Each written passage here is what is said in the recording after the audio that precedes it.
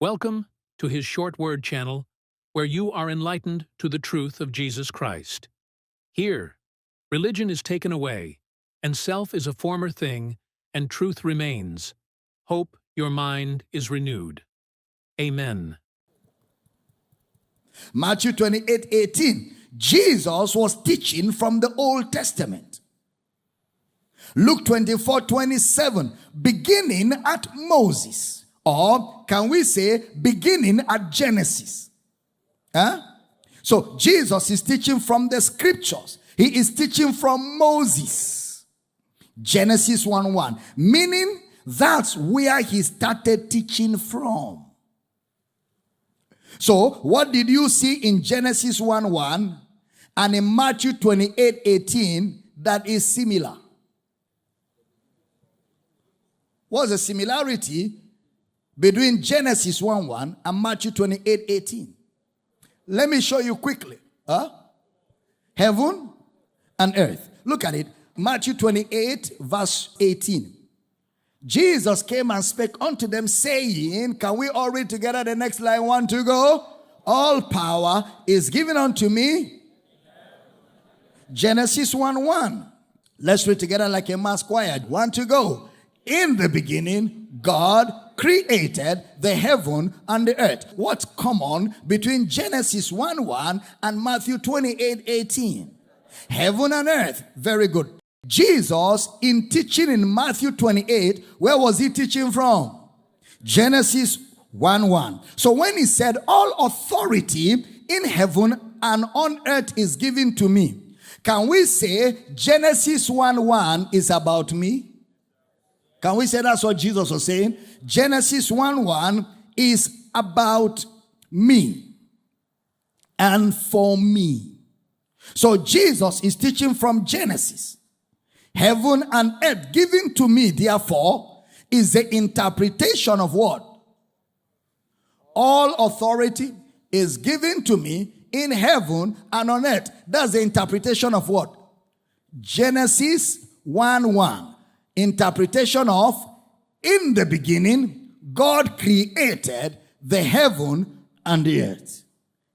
The scriptures are written in such a format that what we have, what we call the Septuagint, is the Greek translation of the Hebrew Bible.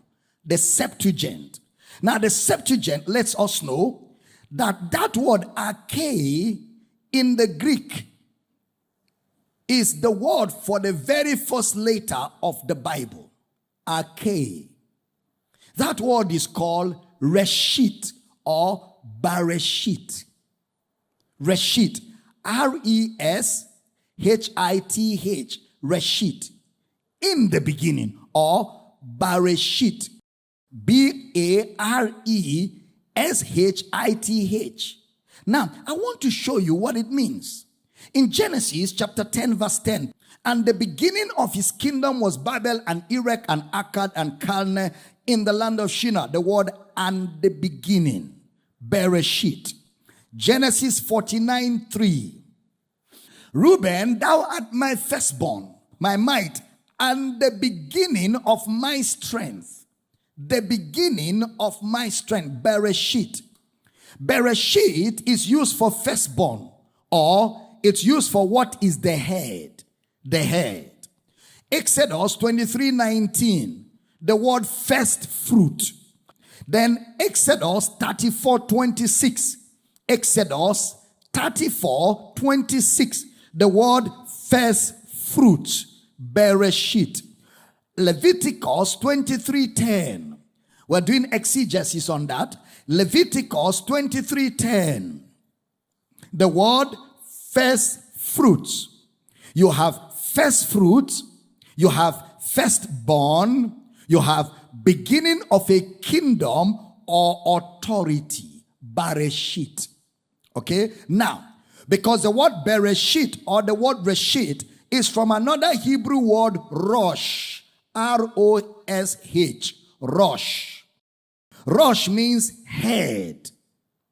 Something that is the head or headquarters of an organization.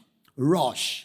Head or headquarters of an organization. Genesis chapter 2 verse 10. And a river went out of Eden to water the garden, and from thence it was parted and became into 4 heads. Take note of the word heads. 4 heads. Very critically, Genesis 3:15. And I will put enmity between thee and the woman, between thy seed and her seed. It shall bruise thy head. Bereshit, thy head, and thou shalt bruise his heel. Now that's a critical one because that's the promise of the Messiah. So the word Bereshit also means authority. So are you seeing that Jesus was teaching from Genesis 1:1? Bereshit Elohim Barat. Et Shamayim's letter aret. Bereshit, authority in heaven and on earth. So when in Matthew 28:18, Jesus now said, all authority is given to me, that is beginning at Moses. Is it getting clear? Beginning at Moses, authority in heaven and on earth. Genesis 1:1. Paul explored. Brother Paul, this word so well in just 4 verses for you to see the meaning of Genesis chapter 1 verse 1. Dear brethren, I hope you were blessed as you were enlightened to the truth. Kindly hit that subscribe button and turn on the notification bell so you don't miss our uploads. Welcome to the family of God.